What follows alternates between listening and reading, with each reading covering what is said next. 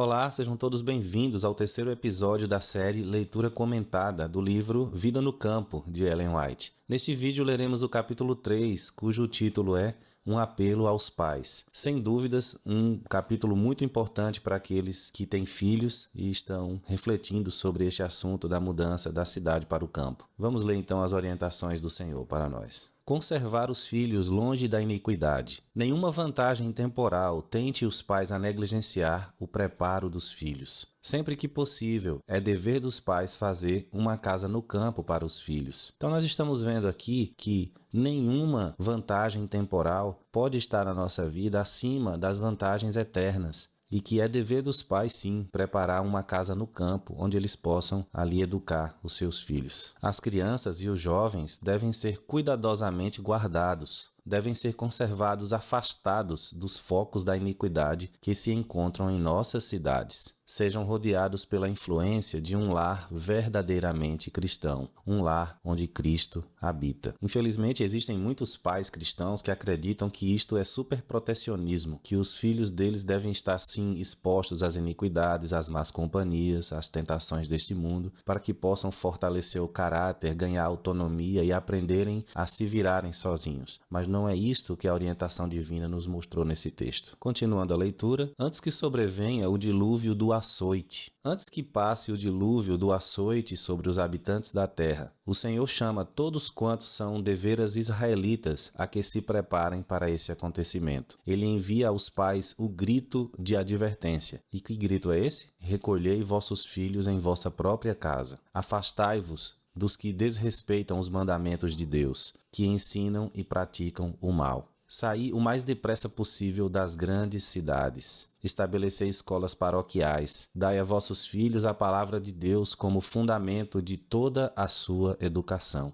É uma pena que muitos pais cristãos preferem dar a seus filhos como fundamento da sua educação aquilo que dizem a pedagogia, a psicologia, ao invés do que diz a palavra de Deus, ou seja, preferem confiar na opinião e no pensamento dos homens. Vamos ver o que diz o texto aqui. Pelo Senhor me é ordenado que advirta nosso povo de que não corra em massa para as cidades para arranjar um lar para suas famílias. Aos pais e às mães é-me ordenado dizer, não deixeis de transmitir aos vossos filhos vosso sistema de vida. Ou seja, como filhos de Deus, nós devemos ter um sistema de vida diferente do que é ensinado pelo mundo. Nós não deveríamos estar olhando para as conveniências e opiniões dos homens sobre como é que devemos estabelecer-nos na terra, sobre como devemos ter o nosso sistema de vida. Nós deveríamos estar consultando a todo momento a palavra de Deus para saber o que Ele tem a dizer para nós, como devemos estabelecer o nosso sistema de vida. Olha só o que diz essa parte do texto. A salvação dos filhos ou o conforto. Não mais sejam os filhos expostos às tentações das cidades maduras para a destruição. O Senhor tem nos enviado advertência e conselho para que saiamos das cidades. Então, não façamos mais investimentos nas cidades. Pais e mães, como apreciais a alma de vossos filhos? Estais preparando os membros de vossas famílias para a trasladação para as cortes celestiais? Vós os estáis preparando para se tornarem membros da família real, filhos do Rei Celestial? Que aproveita o homem ganhar o mundo inteiro, se perder a sua alma.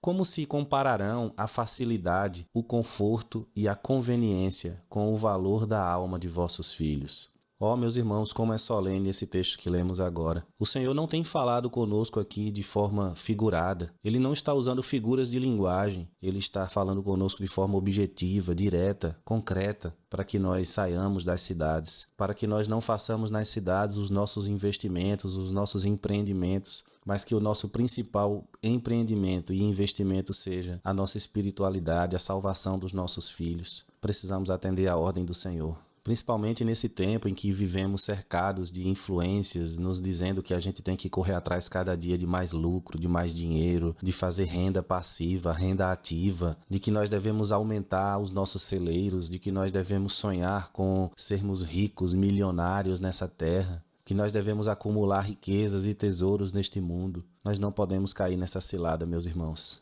Nunca foi pecado ter dinheiro, nunca foi pecado ter riquezas. O pecado está em onde nós colocamos o nosso coração. E é nesse ponto em que nós somos tentados. É nesse ponto em que nós podemos perder de vista, perdermos o foco nas realidades eternas, no reino de Deus. A palavra de Deus é muito clara em nos dizer que nós não devemos acumular para nós tesouro neste mundo, mas que nós devemos colocar o nosso tesouro e o nosso coração nas coisas do reino de Deus. Vamos continuar aqui a leitura. Lugares retirados, onde obter as qualidades cristãs. Não há uma família em 100 que se tenha beneficiado física, mental ou espiritualmente por residir na cidade. Que coisa! Não há uma família em 100 que se tenha beneficiado por residir na cidade. Fé, amor, esperança, felicidade podem ser muito melhor alcançados em lugares afastados, onde haja campos, montanhas e árvores. Tirai vossos filhos do cenário e sons da cidade, para longe do ruído de veículos, e sua mente se tornará mais saudável. Será mais fácil levar-lhes ao coração a verdade da palavra de Deus. Os pais muitas vezes não conseguem entender por que seus filhos não conseguem ficar concentrados durante uma simples e rápida leitura bíblica, não conseguem ficar atentos e reverentes no culto familiar ou no culto na igreja. E a resposta está aí no texto que nós lemos agora.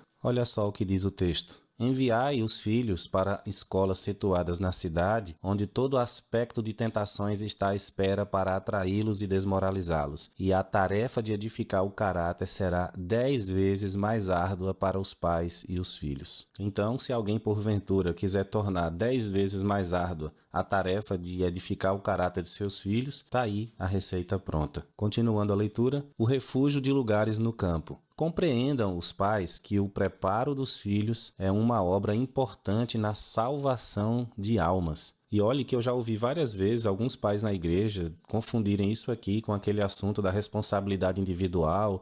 Que filho não vem com manual, que no final cada um é quem vai decidir o que quer. E retiram de sobre si a responsabilidade no preparo de seus filhos. Continuando aqui a leitura, em lugares campestres encontrar-se-á exercício abundante e útil ao fazerem-se as coisas que precisam ser feitas e que darão saúde física por desenvolverem os nervos e os músculos. Sair das cidades é minha mensagem para a educação de nossos filhos. Vamos continuar a leitura e entender um pouco melhor isso. Deus deu aos nossos primeiros pais os meios da verdadeira educação, quando lhes ensinou o cultivo do solo e a cuidar de seu lar no jardim. Depois da entrada do pecado, pela desobediência às ordens do Senhor, a obra de cultivo do solo que devia ser feita foi grandemente multiplicada, pois a terra, devido à maldição, trouxe espinhos e cardos. Mas o trabalho em si mesmo não foi dado por causa do pecado. O grande mestre abençoou ele mesmo a obra de cultivo do solo. Então, como nós podemos ver aqui, esse tipo de atividade, o cultivo do solo, é um instrumento educacional que foi dado pelo Criador desde o início da nossa existência. E mesmo após a entrada do pecado, continuou este tipo de trabalho sendo uma bênção para o ser humano. Continuando a leitura, como nos dias de Noé. É propósito de Satanás atrair os homens e mulheres para onde? Para as cidades. E para alcançar seu objetivo, inventa toda sorte de novidades e divertimentos, toda espécie de provocação. E as cidades da terra hoje vão se tornando como as cidades de antes do dilúvio. Devemos ter contínua preocupação ao vermos o cumprimento das palavras de Cristo. E como foi nos dias de Noé, assim será também a vinda do Filho do Homem. Mateus 24:37. Nos dias anteriores ao dilúvio, inventou-se toda sorte de divertimentos para levar homens e mulheres à negligência e ao pecado. Hoje, Satanás está trabalhando com intensidade para que as mesmas condições más prevaleçam, e a terra está se tornando corrompida. Pouco será respeitada a liberdade religiosa por professos cristãos, pois muitos deles nenhuma compreensão têm das coisas espirituais. Não podemos deixar de ver que o fim do mundo está prestes a vir. Satanás está operando sobre a mente de homens e mulheres, e muitos parecem estar cheios do desejo de divertimentos e agitação. Como nos dias de Noé, toda espécie de mal está se multiplicando. O divórcio e o casamento estão na ordem do dia. Num tempo como este, o povo que procura guardar os mandamentos de Deus deve procurar lugares afastados, longe das cidades. Como nós podemos notar nesse texto, as palavras-chave dele são divertimentos, distrações, prevalência da iniquidade. Ou seja, como foi nos dias de Noé, o inimigo repetirá as mesmas estratégias agora, para que a gente perca o foco das realidades eternas e esteja despreparado para os últimos acontecimentos deste mundo. Continuando a leitura, não é privação. Quem será advertido? Outra vez dizemos, saí das cidades. Não considereis uma grande privação terdes de ir para as colinas e montanhas, mas buscai esse retiro, onde podereis estar sozinhos com Deus, para aprender sua verdade e seu caminho. Então aqui nós somos logo confrontados com a objeção da falta de conforto, de conveniência, de considerar uma privação, ter que dar um passo como este. Nós temos que colocar na balança o que é a nossa prioridade nessa vida. Qual o propósito da nossa existência, a quem nós servimos, Outra coisa bem interessante aqui é que nós já podemos notar uma orientação específica sobre o tipo de lugar que devemos procurar. Lugares retirados, colinas, montanhas, ou seja, nós devemos estar isolados. Nós não devemos procurar colônias, não devemos procurar vilarejos, devemos procurar estar em lugares retirados com a nossa família. Esse texto que vamos ler agora ele é muito forte, preste atenção. Insisto com o nosso povo para tornar o trabalho de sua vida o quê? Procurar a espiritualidade. Veja, tornar o trabalho de sua vida. Cristo está à porta. Por esse motivo é que digo ao nosso povo, não considereis uma privação ser desconvidados a abandonar as cidades e mudar-vos para as zonas rurais. Por que a gente não deve considerar isso, irmãos, uma privação? Ela diz aqui, aí ricas bênçãos aguardam aos que delas se quiserem apoderar. Você quer se apoderar das ricas bênçãos de Deus? Então siga suas orientações. Contemplando as cenas da natureza, as obras do Criador, estudando as obras das mãos de Deus, o que é que vai acontecer? Imperceptivelmente sereis transformados à mesma imagem. Deus é maravilhoso, não? Sabe, irmãos, o Deus a quem nós servimos é um Deus muito abençoador. E aqueles que seguem a sua vontade, fazem aquilo que ele estabeleceu, receberão bênção sem medida na sua vida. Olha só o que diz esse texto. Para conseguir os melhores resultados na vida. Uma residência dispendiosa, mobília trabalhada, ostentação, luxo e conforto não proporcionam as condições essenciais a uma vida útil e feliz. Não se assuste, quando a gente encontra um texto como esse, nós percebemos logo de cara que esse texto está na contramão de tudo que está ao nosso redor hoje no mundo, das influências que temos recebido, mesmo nos círculos cristãos. O que nós devemos fazer é simplesmente receber o tratamento de choque que esse texto nos dá e procurar reformar a nossa maneira de pensar e a nossa vida, as nossas escolhas, de acordo com a vontade de Deus. E continuando a leitura, Jesus veio a este mundo a fim de realizar a maior obra jamais efetuada entre os homens. Veio como embaixador de Deus para nos mostrar a maneira de viver de modo a conseguir na vida os melhores resultados. Quais foram as condições escolhidas pelo Pai infinito para seu Filho? Uma habitação isolada nas colinas da Galileia. Olha aí, se você não sabia, Jesus, o nosso maior exemplo, o nosso modelo a ser seguido, viveu nas colinas. A sua casa, a sua habitação era no campo.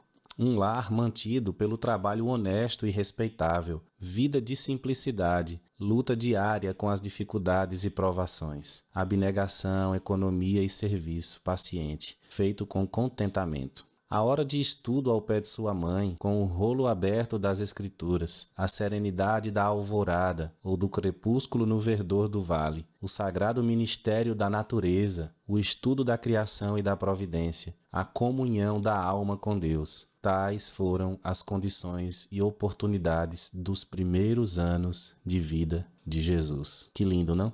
Vamos ver novamente aqui qual foi a lista de coisas que Jesus fez nos primeiros anos da sua vida. Olha aí. Trabalho honesto e respeitável, vida de simplicidade, luta diária com as dificuldades e provações, abnegação, economia e serviço paciente, a hora de estudo ao pé de sua mãe com o rolo das Escrituras, serenidade da alvorada que ele contemplava todos os dias, né? O crepúsculo no verdor do vale, o sagrado ministério da natureza, o estudo da criação e da providência, a comunhão da alma com Deus. Então, essa foi a lista de coisas que fez parte dos primeiros anos da vida do nosso Senhor Jesus. Seguindo a leitura do texto, a herança campestre de homens nobres. O mesmo acontece com a maioria dos melhores e mais nobres homens de todos os séculos. Lede a história de Abraão, Jacó, José, Moisés, Davi e Eliseu. Estudai a vida dos homens de épocas posteriores, que mais honrosamente ocuparam posições de confiança e responsabilidade, homens cuja influência foi mais eficaz no reerguimento do mundo. Quantos deles não foram criados num lar campestre? Pouco conheciam de luxo, não gastaram o tempo da juventude em diversões. Muitos deles foram obrigados a lutar com a pobreza e privações. Aprenderam primeiramente a trabalhar, e sua vida ativa ao ar livre deu-lhes elasticidade e vigor a todas as faculdades. Olha aí o que é que tem que ser aprendido primeiro. Olha aí o que é que os grandes e nobres homens do passado primeiramente aprenderam. Aprenderam primeiramente a trabalhar. Forçados a contar unicamente com os próprios recursos, aprenderam a combater as dificuldades, a vencer os obstáculos e adquirirem ânimo e perseverança. Abrigados, por assim dizer, das más companhias, satisfaziam-se com os prazeres naturais, com uma camaradagem sã. Eram simples nos gostos e de hábitos moderados. Regiam-se por princípios e cresciam puros, robustos e leais. Ao terem que dedicar-se a um meio de vida, levavam para esse trabalho vigor físico e mental, boa disposição de espírito, capacidade de conceber e executar planos e firmeza para resistir ao mal, o que os tornava no mundo uma força positiva para o bem. Quando nós vemos um relato como este, percebemos que é exatamente o que está faltando hoje em dia aos homens. É o que está faltando hoje em dia aos filhos dos cristãos que estão sendo educados. Nós devemos seguir os exemplos deixados no passado daquilo que tornou os homens nobres, né? Homens dos quais o mundo não era digno. Homens que fizeram a diferença no reerguimento deste mundo caído.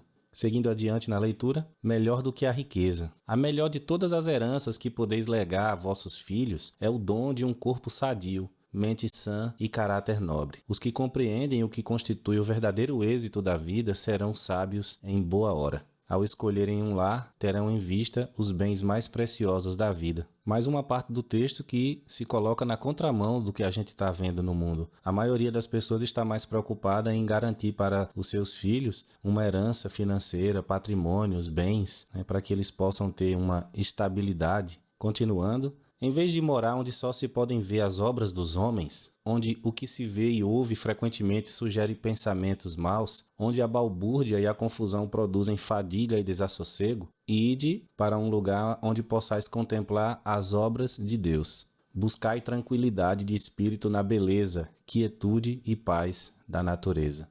Descanse o olhar nos campos verdejantes, nos bosques e colinas. Erguei os olhos ao céu azul, não obscurecido pelo pó e fumaça das cidades, e aspirai o ar celeste e revigorador. Ide para um lugar onde, separados das diversões e extravagâncias da vida da cidade, possais ser companheiros para vossos filhos, ensinando-os a conhecer a Deus mediante suas obras e preparando-os para uma vida íntegra e útil. É até difícil acrescentar algum comentário a esse texto, né? Mas ele me fez lembrar quando eu passo um tempo no campo e aí em viagem preciso voltar para a cidade. A sensação que eu tenho quando eu estou entrando novamente na cidade, tendo passado alguns dias no campo, entende? É como se fosse um tipo de choque térmico na alma. E isso eu já experimentei diversas vezes, tendo passado alguns dias no campo e ao retornar para a cidade me deparar, por exemplo, com um engarrafamento logo na entrada, com um trânsito apinhado de carros buzinando, fumaça. E aí naquele momento eu senti o contraste entre o que eu experimentei há alguns dias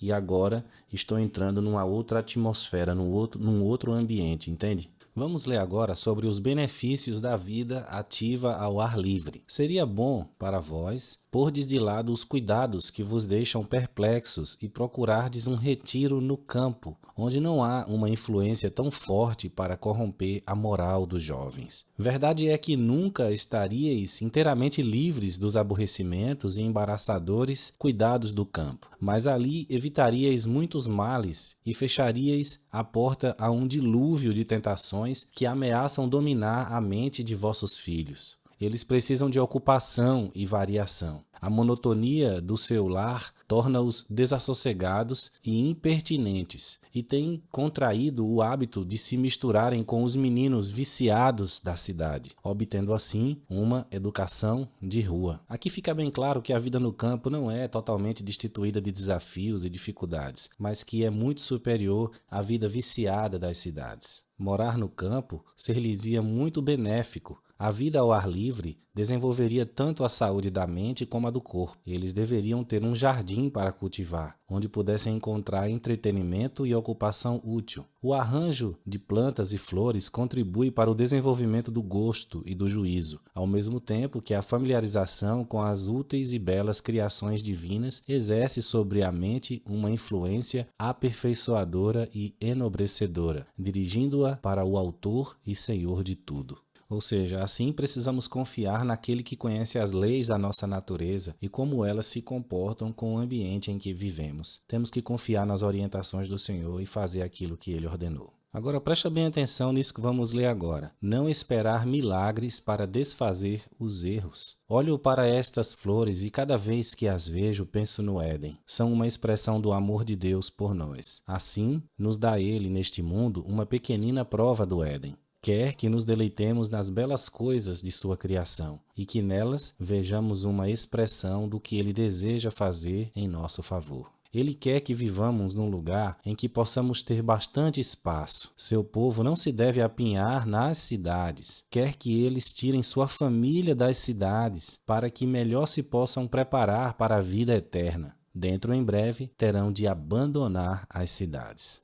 Alguns tentam se apoiar nessa última parte do parágrafo, quando diz que dentro em breve terão de abandonar as cidades, alegando que ainda não chegou o tempo para sair das cidades. Mas isso seria uma total incoerência com tudo o que já foi dito antes nos textos, né? O Senhor já nos revelou que precisamos abandonar as cidades hoje. O Senhor deseja que agora nos mudemos com nossas famílias da cidade para o campo. O que está sendo dito ali no texto é que dentro em breve, alguns terão de abandonar as cidades porque não haverá condições nenhuma de permanecer nelas. Ou seja, o Senhor deseja que mesmo hoje, quando ainda é possível continuar residindo nas cidades, nós tomemos a decisão por nós mesmos, junto com a nossa família, de nos mudarmos para o campo, seguindo as orientações do Senhor. E o motivo é este que estamos vendo aqui no texto. Essas cidades estão repletas de toda espécie de iniquidade, com conflitos e assassínios e suicídios. Satanás está nelas, controlando os homens em sua obra de destruição. Sob sua influência, matam pelo gosto de matar, e isso farão cada vez mais. Como podemos nós esperar ser guardados pelo Senhor em segurança se estamos escolhendo não seguir as suas orientações e permanecermos num ambiente totalmente desfavorável à edificação do nosso caráter e à nossa prosperidade espiritual? Por isso que neste último parágrafo do capítulo 3 que estamos lendo, é dito que nós não podemos esperar milagres para desfazer os nossos erros. E aqui mais adiante, concluindo, é dito que, se nós mesmos nos colocamos sob influências objetáveis, poderemos esperar que Deus opere um milagre para desfazer os resultados de nossa atitude errada? De maneira nenhuma. Saí das cidades o mais depressa possível e comprai o quê? Um pequeno pedaço de terra, onde possais ter um jardim em que vossos filhos possam ver as flores crescerem e delas aprenderem lições de simplicidade e pureza. Aqui encontramos, nesse último parágrafo, algumas orientações muito importantes. A primeira delas, sair o mais depressa possível das cidades. Não está dizendo sair da cidade se for possível, está dizendo sair o mais depressa possível. Ou seja, temos que fazer tudo o que está ao nosso alcance para adiantar, para apressar esta mudança da cidade para o campo. E o Senhor, com certeza, trabalhará em nosso favor, assim como Ele trabalha para nos dar condições de obedecê-lo em todos os seus mandamentos, em todas as suas ordens para nós. E a última orientação é comprar um pequeno pedaço de terra. Ou seja, a orientação do Senhor é muito clara e específica aqui. Ele não espera que você junte grandes somas de dinheiro ou que você seja rico para comprar uma grande propriedade, muitos hectares, alqueires ou tarefas para que você possa se mudar com a sua família para o campo. Não, o Senhor aqui fala de um pequeno pedaço de terra.